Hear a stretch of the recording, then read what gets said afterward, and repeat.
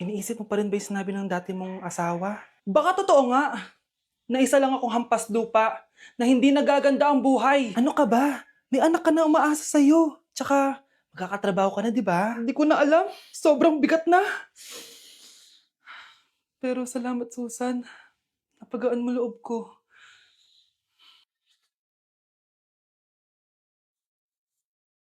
Hello ma'am, thank you for calling. How can I help you? Baby, wag ka muna umiyak, please. Sorry ma'am, ako muna bahala kay Scarlett ha. Mag-focus ka lang dyan. Thank you, Susan. Yes ma'am, I will help you. Scarlett, pagtanda mo, magiging proud sa'yo ang tatay mo. Tay, papasok na ako ng school ha. Grabe na talaga anak ko, oh. Dalaga na talaga. Proud ako sa'yo anak. Mas proud ako sa'yo tay, kasi kahit sobrang hirap ng buhay natin dati, nakaya mo. O, tignan mo, manager ka na ngayon. Lahat ng ginagawa ko anak, para sa'yo lahat to. Naku, ang sweet naman na magtatay. Sana, ikaw na lang naging nanay ko, Tita Susan. Ha? Ano ka ba, Scarlett? Oh, sige na, manilate na pala ako. Bye tayo, bye tita. Hi, first day of school. Sana maging masaya tong chapter ng buhay ko. Kailangan may picture ako. Hoy, cellphone ko! Kala mo ba makakatakas ka? Balik mo yan. Miss, cellphone mo ba to? Cellphone ko. At doon nagsimula ang kwento naming dalawa. Sa susunod kasi, mag-ingat ka. Salamat ah. Simula nun, palagi na kami sabay kumain. At syempre, nagsishare ng baon. Palagi din kami tumatambay pag walang teacher at pinagchichismisan namin ang mga classmates namin. Sabay din kami umuwi hanggang sa... Uy, Scarlett! Tara, sabay na tayo umuwi. Sige, tara. Kunin ko lang yung mga gamit ko, ha? Oh, kanino galing yan? Eto, binigay nung crush ko. Wow, ganda. Oh, tara na, uwi na tayo, ha? Di na pala ako sasabay umuwi. May gagawin pa pala ako. Sige na. Hoy, sabi mo sabay tayo umuwi. Ano nangyari dun? Nay, bakit po? Mga sinungaling kayo? Paano niya nagawa sa akin to, ha? Nay, anong sinasabi mo? Hindi namin maintindihan. Ikaw, Scarlett. Sabi mo doktor ka, di ba? Bakit katulong ang trabaho mo sa New York, ha? Nay. Ikaw, Brianna. Teacher ka, di ba? Bakit nakita ka nilang nasa bar at sumasayaw-sayaw ka pa? Ikaw, Michael. Akala ko may engineer na ako. Ngayon pala, nangi-scam ka lang ng tao!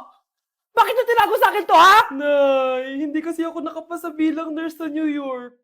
Sabi nila, mas magaling kasi talaga si Brianna compare sa akin. Kaya rumakit muna ako bilang katulong para makapag-aral ulit. Oo, Nay! Sumasayaw ako sa bar. Pero di ko binibenta ang katawan ko. Kailangan ko lang yung pera para makagraduate na ako bilang teacher. Ayoko na kasi manghingi sa'yo eh. Ang baba kasi ng sweldo ng engineer, Nay, kaya humanap ako ng paraan para kumita ng pera.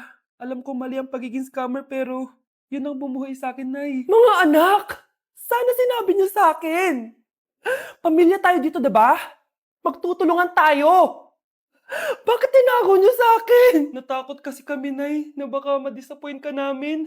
Alam kasi namin yung paghihirap mo. Mapag-aral lang kami. Anak ko kayo! Gagawin ko lahat para sa inyo.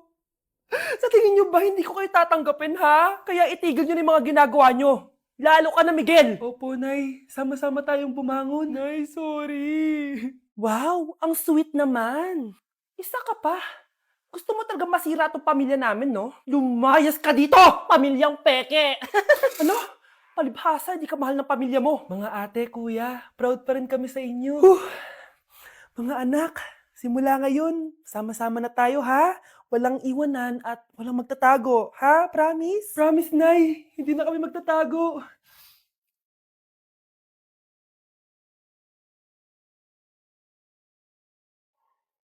Oh, mahal, saan ka galing? Galing ako sa doktor, mahal. Nagpa-check up ako. Oh, anong sabi? Malala na daw yung damage sa kidney ko, mahal. Kailangan ko na maoperahan. Kung hindi, alam mo na. Mahal, may savings pa tayo. Gamitin natin yun para maoperahan ka na agad. Hindi ganun kadali yun, mahal. Kailangan daw may mag-donate ng kidney sa akin. Ha? O, edi kunin mo yung sa akin, mahal. Kaya ko pa naman mabuhay ng isa lang kidney ko. Sure ka ba?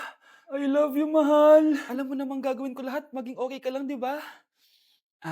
Congrats po, ma'am, sir. Successful po yung operation yung dalawa. Salamat, Dok. Mahal, narinig mo ba yun? Okay ka na. Mabubuhay pa ako ng matagal, mahal. Salamat sa'yo. Mahal, nilutuan kita ng paborito mo para agad ka nang gumaling. Hoy, mahal, sino kausap mo? Ha? Wala to, mahal. Kaklase ko lang dati to. Kinakamusta lang ako. O sige, kain na tayo. Ah, mahal, okay ka lang? Oo, tara, kain na tayo. Mahal, nakakagalaw na ako ng maayos, oh. Di na sumasakit yung tahi. Aba, baka magulat ako. Nakakatakbo ka na rin. Mahal, aalis pala ako mamaya. Kasama ko yung dati kong kaklase. Celebration lang kasi gumaling na ako. Pwede ba akong sumama? Ha? Wag na, mahal. Baka mapano ka pa. Magpahinga ka na lang dito sa bahay, ha? Mahal, mag-ingat ka dun, ha? Mahal, alis na ako, ha? Yung cellphone mo.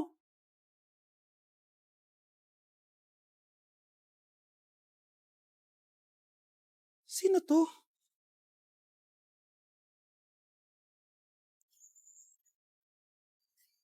Hala, cellphone ko. Hello, babe. Papunta ka na ba? Miss na kita. Mahal, naiwan ko yung cellphone ko. Walang yaka. May kabit ka?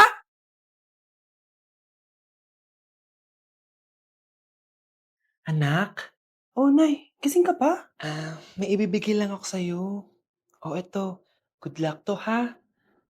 Dreamcatcher to, Nay, ah. Oo, anak. Ang sabi nila, magsabi ka lang ng wish mo dyan, matutupad. Malay mo naman, di ba? Thank you, Nay. Dreamcatcher. Matry nga to. Sana maging top 1 ako sa klase namin. Anak! Congrats! Bakit po, Nay? Ikaw daw ang top 1 sa klase niyo! Totoo ba, Nay? Totoo nga to.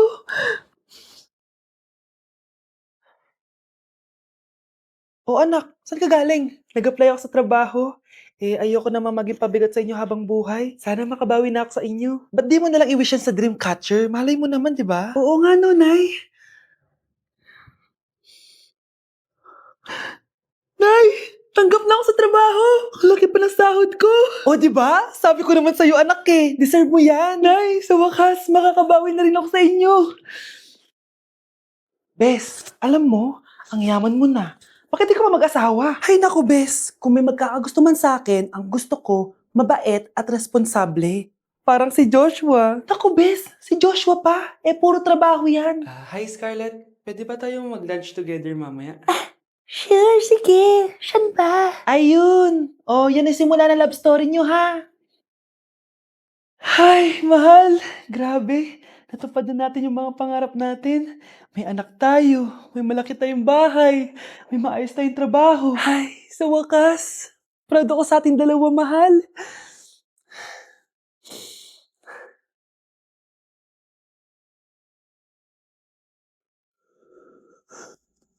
Mahal? This year, ang Christmas decor namin dapat aesthetic, mala Pinterest score. Minimalist but magical. Nay, ganito yung gusto kong Christmas decor. Need na lang natin ng ribbons, garlands, glitters, and maybe a glue gun. Tingnan mo, may ilaw pa sa bintana mo. Anong gusto mo, magparol show? Nay, trust the vision. Sige, basta, huwag kang gagastos ng bongga, ha? Wow, ang ganda nito. Grabe, ang dami ng tao. Christmas season na nga talaga. Okay, good. Secured. Ayan, all added to basket na. Ayan, secured na talaga.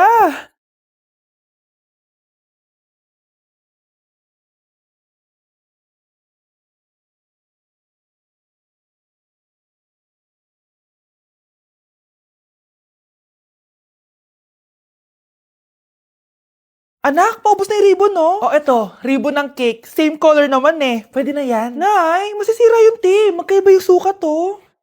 Nay, ba't mo inopin yung electric fan? Mainit kasi. Ay, Diyos ko, ang kintab ng pusa. Ang gulo na tuloy. Gusto ko lang naman maging maganda to eh. Anak, maganda naman oh. Tingnan mo.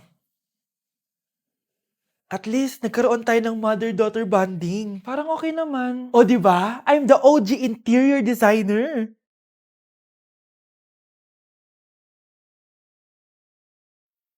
Hindi siya nagmukhang pang Pinterest dahil mas maganda yung ginawa namin.